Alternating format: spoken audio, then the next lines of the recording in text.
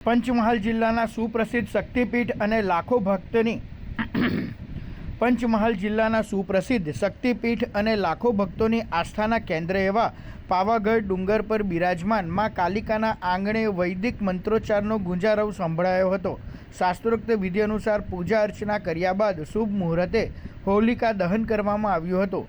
જેવી હોળી પ્રગટાવવામાં આવી કે તરત જ સમગ્ર ડુંગર વિસ્તાર જય માતાજી અને મહાકાળી માત કી જયના જયઘોષથી ગુંજી ઉઠ્યો હતો।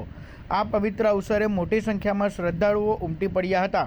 ભક્તોએ હોળીની પ્રદક્ષિણા કરી ખજૂર, ધાણી અને નારિયેળ અર્પણ કર્યા હતા। તેમજ માતાજી સમક્ષ પોતાના પરિવારની સુખ શાંતિ અને સમૃદ્ધિ માટે પ્રાર્થના કરી હતી।